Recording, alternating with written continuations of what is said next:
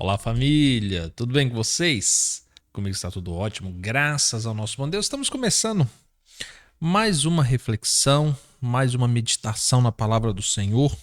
Já convidar você a se inscrever no canal se você ainda não é inscrito, se tornar membro, se for possível. Eu estou deixando todos os vídeos aqui, esse QR Code, para você que deseja, que sente a vontade de talvez ajudar algum projeto bacana que é revertido para ajudar outras pessoas.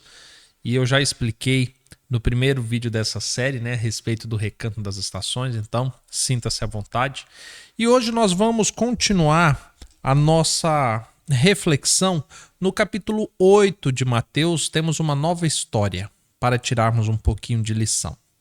A partir do verso 23, que diz assim: Ao entrar no barco, seus discípulos o seguiram.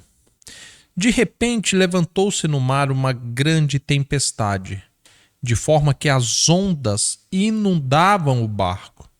Jesus, porém, dormia. Os seus discípulos aproximaram-se e o acordaram, dizendo: Senhor, salva-nos, vamos morrer. Ele lhes disse: Por que temeis, homens de pequena fé? Então levantou-se, repreendeu os ventos e o mar, e fez-se grande calmaria. Aqueles homens se admiraram, dizendo: Quem é este homem, a quem até os ventos e o mar obedecem? Essa história, eu acho ela muito bacana, porque assim, ela traz muitas lições.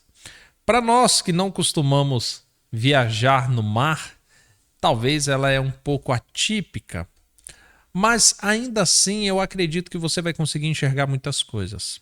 Por exemplo, se a gente transformar o barco na nossa vida e o mar como o mundo por onde nós navegamos, é muito comum haver momentos em que as ondas se tornam revoltas, os ventos nos trazem susto, pavor, medo, e de repente nós achamos que vamos, de fato, naufragar. Mas olha, nessa história aqui, olhando talvez para o que os discípulos fizeram, para que a gente entenda o que muitas das vezes nós fazemos, eles entraram num barco, eles enfrentaram uma tempestade e eles deixaram Jesus ali dormindo. Sabe o que eu fico pensando? Quantas vezes nós já nos ferimos, nos machucamos, talvez até fracassamos, porque nós entramos em uma tempestade com Jesus dormindo. Só que não era culpa de Jesus, era nossa culpa. Quando nós falamos Jesus dormindo, na verdade, seria nós sem procurá-lo, sem consultá-lo, sem buscar a sua ajuda antes que a tempestade transformasse aquela experiência, aquela navegação em um grande desastre. Você concorda comigo que Jesus poderia ter sido acordado muito tempo antes? Mas ele não foi. O mar era o local de trabalho da maioria dos discípulos. A maioria deles eram pescadores. Eles conheciam o mar. Naquilo que eles achavam ser fortes, eles foram tocando sem procurar a Cristo, sem consultar a Cristo. E sabe, os maiores fracassos que nós temos na nossa vida não é naquilo que somos inexperientes, mas é naquilo que nós mais dominamos. É naquilo que nós achamos que a força do nosso braço será mais do que suficiente para que a gente resolva o problema, para que a gente resolva a situação. E é aí que nós fracassamos. Porque quando eu começo a achar que eu sou muito forte, que eu sou muito inteligente, que eu sou muito poderoso, é ali que se demonstra a minha fraqueza. Os discípulos estavam no local onde eles eram mais seguros. E era ali que eles iriam naufragar. Em um outro ponto da história, nós podemos também tirar a seguinte lição. Jesus acorda, repreende eles, dizendo que eram homens de pouca fé. Ele repreende os ventos e o mar. Eu fico pensando por que Jesus chamou eles de homens de pouca fé. Até onde a fé poderia levá-los? E talvez essa resposta venha no verso quando eles questionam: quem é este que controla o vento e o mar? Quando nós nos tornamos cristãos e recebemos o Espírito Santo, poder vem acompanhado de tudo isso. O cristão, ele tem poder a partir do nome de Cristo. E de repente, subsidiado pela fé, esse poder é capaz de controlar os ventos, os mares, a chuva, tudo. Isso é capaz. Ou seja, é dado esse poder ao ser humano. E agora, quando nós recorremos a esse poder, a história é totalmente diferente. Muitas das vezes os nossos fracassos acontecem porque nós negamos que Jesus tem poder sobre um determinado problema. Nós temos um problema com uma forte tempestade porque nós negamos o fato de que Jesus tem poder sobre a tempestade. Nós muitas das vezes passamos anos lutando contra uma doença porque nós negamos o fato de que Jesus tem poder sobre a doença. Às vezes lidamos com mágoas entre irmãos, entre marido e mulher, entre parentes, por anos, porque negamos que Jesus tem poder sobre as mágoas. A Bíblia fala que ele é capaz de mudar o coração de reis, quanto mais de meros mortais como nós. E muitas das vezes nós negamos isso. Quando nós aceitamos esse poder, a história é totalmente diferente. Vou te contar uma história. Eu tenho histórias sobre chuvas, sobre ventos, mas mais precisamente sobre o vento, eu quero contar uma fresquinha que aconteceu essa semana. Nós estávamos limpando o lote que nós compramos aqui para o Recanto, o novo lote, a expansão do Recanto. E de repente eu separei algumas folhas, alguns matos que foram roçados e pensei, vou colocar fogo nesse mato aqui que eu rocei.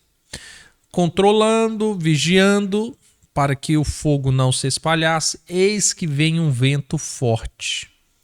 Levanta uma poeira nos meus olhos que eu não consigo enxergar. E naquele momento o fogo pula para o outro lado da estrada. E quando eu consigo limpar meus olhos, o fogo já está estralando no outro mato. E de repente o fogo começou a se alastrar. E ele foi acompanhando a estrada e se alastrando numa velocidade muito rápida. E nisso eu fui tentando ver o que seria feito e o fogo indo e se alastrando. Até que eu me recordei que naquela mesma quadra, alguns metros dali, havia uma residência e o fogo estava indo para lá.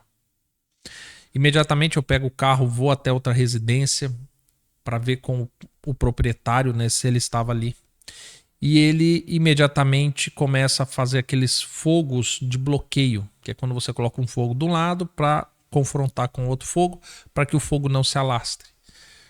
Só que tinha um problema, o vento. De repente, quando eu saía dali e ia lá onde estavam os focos do fogo, eu temia que o fogo pulasse para o outro lado da estrada por causa de outro vizinho que tinha um rancho de palha e ele não estava lá. E eu me recordo que eu estava na rua e eu ergui os braços e orava para Deus pedindo: Senhor, controle o vento. Que esse vento não deixe o fogo vir para esse lado. E enquanto orávamos, o fogo ia se alastrando na beira da estrada e da beira da estrada para dentro. E o vento não fazia com que o fogo chegasse do outro lado da estrada. Só que havia um problema, porque esse vento soprando, o fogo não pulava para o outro lado da estrada, mas ia em direção à casa desse meu vizinho. E aí, de repente, eu corro lá para o outro lado. Nós colocamos... ele já tinha colocado fogo na beirada da sua chácara e ele também orando, e agora os ventos iam dali para dentro, ou seja, aonde o fogo estava pegando, o vento empurrava o fogo para concentrá-lo. não deixando que o fogo chegasse na sua propriedade e não deixando que o fogo pulasse a estrada. Aí apareceu um outro rapaz ali, nos ajudou a controlar aquele fogo. E no dia seguinte, preparamos um pão integral e eu fui levar para esses vizinhos, como uma forma de agradecimento e pedido de desculpa também por todo o trabalho.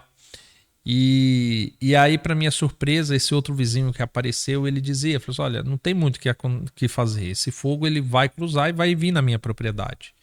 E ele dizia que ele e a esposa simplesmente oravam para que Deus controlasse os ventos. E Deus controlou os ventos. Quando nós entendemos o que é o poder de Cristo e o que ele é capaz de fazer, a gente experimenta o cristianismo de outra forma. Controlar o vento, controlar o mar, as águas e tudo que existe nesse universo. O nosso Senhor, ele é capaz disso. Ele criou todas essas coisas e todas essas coisas estão subjugadas a ele. Creia nisso. Eu tenho certeza que não há tempestade na sua vida que Deus não seja capaz de acalmar. Assim como o seu coração, que talvez esteja aflito, ansioso por algo, Deus é capaz de acalmá-lo. Jesus é capaz de acalmá-lo. Que Deus te abençoe, conceda a você um ótimo dia. Nos encontramos ou amanhã cedo, ou se não, num próximo vídeo. Até mais, tchau, tchau.